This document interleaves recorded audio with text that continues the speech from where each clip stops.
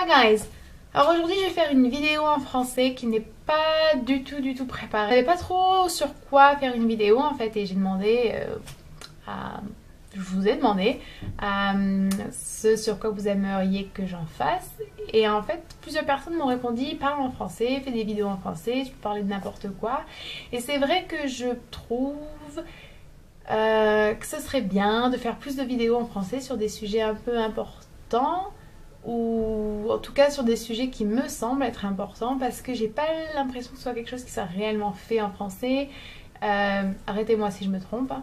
Mais j'ai vraiment l'impression qu'en fait les youtubeurs qui parlent, enfin, les youtubeurs et les youtubeuses qui font des vidéos en français, c'est surtout soit des comiques, soit du maquillage, soit des gamers. J'ai pas l'impression qu'il y ait vraiment des gens qui fassent le genre de vidéos que je fais, c'est-à-dire soit des vlogs vraiment tranquilles, soit de parler de tout ce qui est LGBT, féminisme, véganisme, maladie, santé mentale, ce genre de choses. Alors que je pense que c'est réellement important. Enfin, je pense que ce serait bien d'avoir des gens qui parlent de ça. Et aujourd'hui, j'avais envie de parler du féminisme.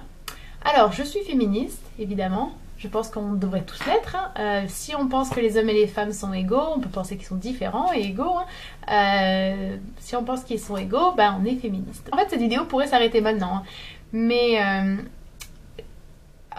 en parlant avec des personnes françaises, en parlant avec des amis même, je me suis rendu compte qu'il y avait vraiment un décalage énorme entre la réception du féminisme en ligne et hors ligne. J'ai été super étonnée en fait de voir que beaucoup de mes amis ne se revendiquaient pas du tout féministes, n'avaient pas du tout l'impression d'être féministes et j'ai vraiment été surprise aussi de voir qu'il y avait même une espèce de dégoût et un rejet assez fort en fait de ce mot. Et ça m'a beaucoup interrogée, je me suis dit mais comment ça se fait? Parce que j'étais habituée en fait à voir tous ces youtubeurs et toutes ces youtubeuses américaines, canadiennes, anglaises, peu importe, parler du féminisme. J'étais habituée à être sur Tumblr et voir une tonne de posts sur le féminisme. J'étais habituée à ces penseurs féministes, penseuses, à ces philosophes féministes.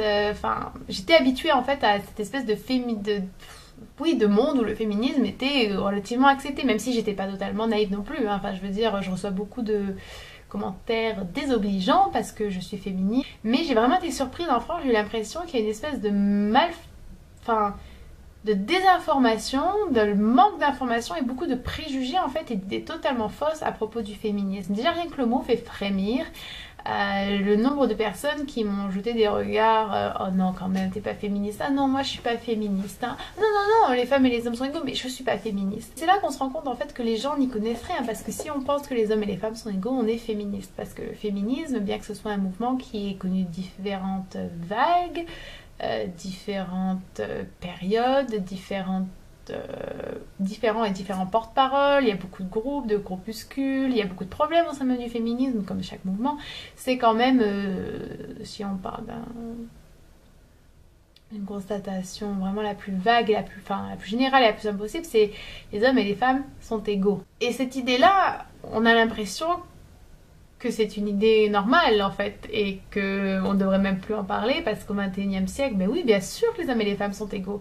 Mais en fait les gens oublient que c'est pas du tout le cas. Nous ne sommes pas payés de la même manière, nous ne subissons pas les mêmes préjudices face à différents moments de la vie. Je pense à la maternité par exemple, je pense au mariage. On n'a pas non plus les mêmes inquiétudes, les mêmes pressions sociales. Je pense au célibat, je pense à une vie sexuelle un peu débridée. On n'a pas non plus les mêmes craintes, sortir dans la rue et se faire violer, sortir dans la rue et se faire enlever, sortir dans la rue et se faire agresser. On n'a pas non plus les mêmes, au niveau mondial, les mêmes dangers. Je veux dire, ne pas pouvoir aller à l'école, être marié de force, l'excision, être esclave sexuel, la prostitution et les réseaux de prostitution.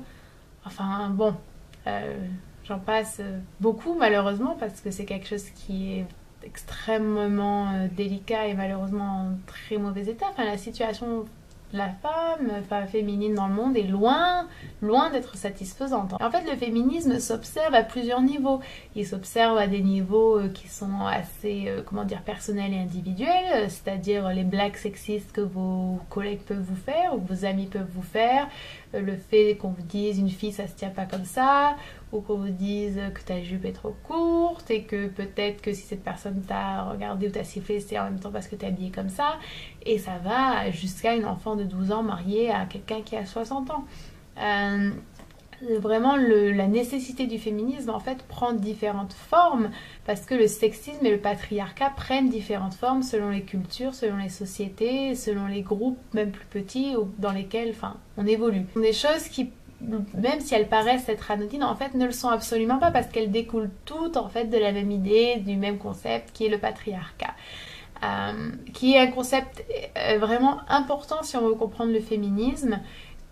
Tout comme il est important de comprendre ce qu'est le racisme, entre guillemets, institutionnel, si on veut comprendre réellement le racisme. Il faut comprendre qu'en fait, au lieu de critiquer des individus, même si les individus sont parfois responsables, parfois coupables, parfois complices, parmi lesquels des femmes qui ont internalisé beaucoup de misogynie, beaucoup de sexisme, c'est surtout des systèmes en fait qu'on critique et c'est là qu'on se rend compte en fait à quel point l'ampleur du problème est importante, c'est qu'on ne parle pas d'individus, on parle de système.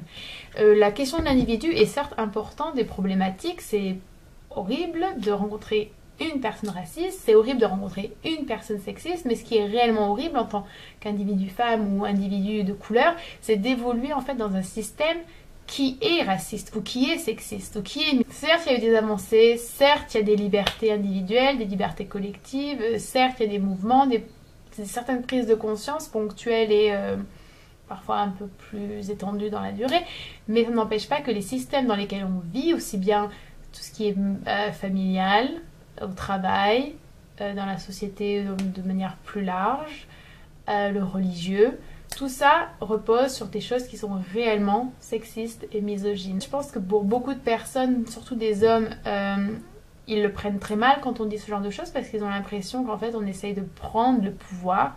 Et rien que cette attitude en fait montre bien à quel point ils sont dans une situation qui est différente de celle des femmes en réalité. Parce qu'ils pensent en pouvoir, ils pensent en renversement, ils pensent en hiérarchie, ils pensent en domination, comme s'il fallait toujours qu'il y ait quelque chose au-dessus et quelque chose en dessous, et que forcément, si on voulait que les femmes soient bien traitées, ça voudrait dire que ça se passerait comme ça. Alors qu'en réalité, c'est pas du tout ça, c'est avoir au même niveau. Pour beaucoup de gens, comme le montre le rejet assez flagrant qu'il y a du féminisme, ou le fait qu'on ne le prenne pas au sérieux, ça ne passe pas. Je pense qu'il est important en fait de se détacher de l'individuel réellement pour appréhender ces questions comme je disais et de se concentrer sur le système au lieu de l'individuel parce que quand on parle de l'individu et l'individuel on se sent toujours plus ou moins remis en cause. On se dit qu'est-ce que j'ai fait de mal, qu'est-ce que j'ai pas fait de mal et je pense que tout le monde n'est pas prêt à accepter en fait de voir la part de responsabilité qu'on a tous dans la manière dont opèrent ces systèmes. C'est pas quelque chose que tout le monde a envie de voir dès le début, donc je pense qu'il est préférable de s'intéresser au système en premier. J'avais un peu envie de parler du féminisme comme ça, je sais pas du tout si c'est intéressant, dites-moi ce que vous en pensez, si vous avez envie que je fasse ce genre de vidéos en français plus souvent, je pourrais en faire sur des sujets divers et variés. Je pense que c'est une petite introduction au féminisme, après si ça vous intéresse, je pourrais en parler sur des points plus spécifiques comme la question des trans, comme la question du genre, comme la question du travail, comme la question du féminisme de couleur. Dites-moi, je suis à votre disposition plus ou moins. Voilà, j'espère que cette vidéo aura été intéressante, qu'elle vous aura plu et j'espère vous parler bientôt en français, peut-être. Bye!